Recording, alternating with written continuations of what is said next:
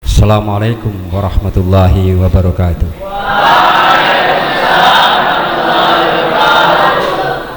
A'udzu billahi minasyaitonir rajim. Bismillahirrahmanirrahim. Alam nashrah laka sadrak wa wada'na 'anka wizrak alladzi 'anqadha dhahrak wa rafa'na laka dzikrak. Alhamdulillah. Alhamdulillahirabbil alamin. Assalatu wassalamu ala sayyidina Muhammadin wa ala alihi washabihi ajmain wa ba'du. Kaifa halukum ya talaba? Alhamdulillah. Puji syukur kita panjatkan kepada Allah SWT atas limpahan rahmat, taufik dan hidayahnya kepada kita bersama, sehingga kita dapat melaksanakan sholat Isya. Kita teruskan dengan sholat tarawih berjamaah dengan tiada halangan suatu apapun. Sholawat salam kita, marilah kita sanjungan kepada baginda Rasulullah sallallahu alaihi wasallam yang senantiasa kita nanti-nantikan syafaat nanti di yaumil qiyamah. Santri semua yang bersama-sama dimuliakan Allah Subhanahu wa taala. Sebentar lagi anak-anak, kegiatan kita adalah untuk berkunjung orang tua, atau kita istilahnya mudik lebaran. Nah, sudah banyak yang disampaikan oleh para pengasuh ketika kita berada di rumah. Yang penting adalah saya sampaikan di sini, kalian adalah santri al-Islam. Jaga nama baik dirimu, jaga nama baik orang tuamu, jaga nama baik pondokmu, jaga nama baik al-Islammu. Jangan lupa untuk beribadah, sholat 5 waktu di masjid atau musala terdekat. Jangan lupa kalian adalah santri. Akhlakmu, ibadahmu, berpakaianmu harus berala santri. Tunjukkan kalau kalian adalah santri al-Islam. Di jidat kita, di kening kita tertanam al-Islam. Apa anak-anak? Al-Islam. Santri al-Islam. Selanjutnya jangan lupa kalau ketika nanti lebaran, kita pertama-tama kita harus mohon maaf kepada kedua orang tua, baru kita teruskan kepada saudara-saudara kita terdekat dan tetangga-tetangga kita terdekat untuk meminta maaf. Karena pentingnya kita sebagai santri, pentingnya kita sebagai anak yang soleh selalu berbakti kepada kedua orang tua. Anak sekalian, ada sebuah cerita. Pada zaman Rasulullah SAW, ada seorang pemuda namanya Uwais Al-Qarni. Uwais Al-Qarni adalah seorang pemuda. Dia hidup bersama ibunya. Ibunya dalam keadaan lumpuh dan buta. Uwais Al-Qarni sejak kecil memiliki penyakit kulit atau belang pada tubuhnya, putih-putih di badannya. Dia dari kecil sudah dalam keadaan miskin dan yatim. bajunya hanya 2 seumur hidupnya. Suatu ketika ibunya memanggil kepada Uwais, "Anakku, kesini nak." "Ya ibu, ada apa?" "Umurku mungkin tidak lama lagi. Ibu kepingin anakku bisa mengantarku untuk naik haji." "Ya ibu, permintaan ibu akan Uwais laksanakan." Uwais ini selalu melaksanakan apa yang diperintahkan ibunya. Maka tidak heran kalau Uwais itu adalah penduduk langit, terkenal sebagai penduduk langit, tidak terkenal sebagai penduduk bumi. Nah, ketika dia ada permintaan untuk mengantarkan ibunya untuk naik haji, Uwais ini kan penduduk Yaman, sedangkan dari Yaman ke Mekah itu harus melewati padang pasir. Pada zaman dulu orang naik haji dari Yaman ke Mekah itu naik unta, sedangkan Uwais tidak punya unta, tidak punya kendaraan, jangankan unta, kambing kecil pun gak punya. Akhirnya berdoa kepada Allah, "Ya Allah, bagaimana caranya aku bisa mengantarkan ibuku untuk naik haji ya Allah?" Selalu berdoa kepada Allah Subhanahu wa ta'ala. Pagi harinya Uwais pergi ke rumah orang yang memiliki kambing atau domba yang banyak. Uwais membeli kambing yang dibeli yang paling kecil, karena uangnya kalau beli besar nggak cukup. Dia membeli kambing yang paling kecil. Setelah dibawa pulang kambing itu, setiap hari domba atau kambing atau domba itu digendongnya naik turun bukit, naik gendong turun, kadang-kadang diletakkan di punggungnya. Orang-orang sekitar itu sama bilang, "Woi, lihat Uwais, kenapa tuh Uwais itu? Udah gila apa? Setiap hari gendong kambing naik turun bukit. Woi, Uwais sudah gila, Uwais gila." Mereka tidak menghiraukan apa kata orang-orang di sekitarnya. Yang ada pada pikirnya adalah ibuku, ibuku, ibuku. Saya harus mengantarkan ibuku naik haji.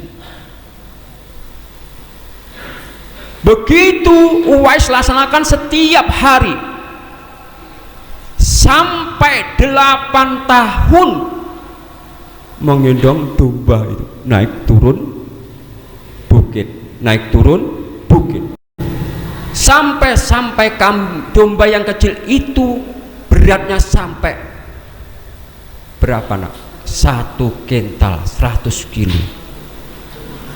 Dan Uwais karena setiap hari sampai dengan 8 tahun lamanya badannya menjadi kekar, badannya kekar karena berlatih setiap hari naik turun bukit, dibebani dengan menggendong domba yang kecil sampai beratnya 100 kilo atau 1 kuintal. Karena sudah terlatih, badannya akhirnya kekar. Nah, dari beberapa itulah anak sekalian akhirnya tekad, saya harus membawa ibuku untuk naik haji. Akhirnya ibunya digendong dari Yaman ke Mekah berjalan kaki. Baru tahu, oh begitu Uwais dia berlatih untuk menggendong domba setiap hari. Oh, dia berlatih untuk menggendong ibunya untuk ibadah haji ke Mekah. Sesampai di Mekah, di depan Ka'bah, Uwais berdoa, "Ya Allah, ampunilah ibuku ya Allah. Si ibunya berkata, lah engkau bagaimana nak?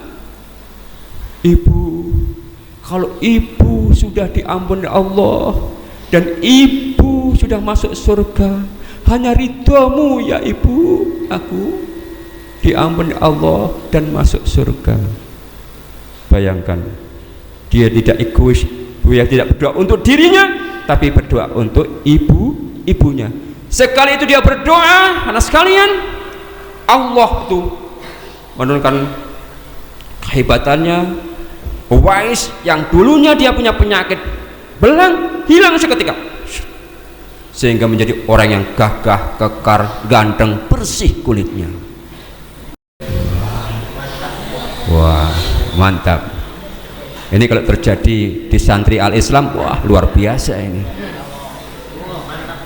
Ustadz datang sini, disebut oleh Ustadz, jadi putih ganteng. Nah. Luar biasa, ini umpama ya, cocok ya. Akhirnya mana? Begitulah akhirnya dia haji, terus pulang ke Yaman.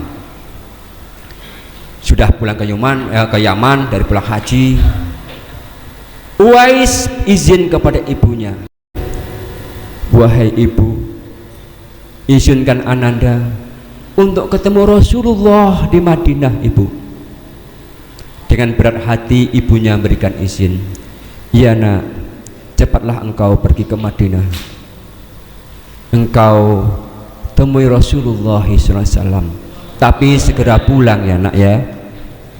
Ini kan jalan kaki dia dari Yaman lagi ke Madinah. Sesampainya di Madinah, mencarilah rumah Rasulullah SAW. Diketuk pintu, Assalamualaikum. Assalamualaikum. Ketuk lagi, Rasulullah tidak keluar. Ketuk lagi, Assalamualaikum.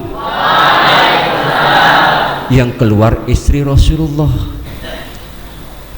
Waalaikumsalam. Apa saudara yang bisa kita bantu? Saya Uwais Al-Qarni dari Yaman. Saya ingin ketemu Rasulullah SAW. Mohon maaf saudara, Nabi tidak ada di rumah. Nabi sedang perang. Mungkin 1 bulan atau lebih baru pulang. Uwais bingung dalam hatinya. Apakah saya harus menunggu Rasulullah? Saya merindukan Rasulullah sudah lama, tetapi Rasulullah tidak ada. Kalau saya menunggu Rasulullah, bagaimana keadaan ibuku di rumah? Dia bingung. Bagaimana ya Rasulullah? Ya Allah, gimana ibu? Akhirnya dia hanya ingat ibunya. Kembali gegas pulang ke Yaman menemui ibunya. Nah, dia menemui ibunya lebih berat daripada ibunya.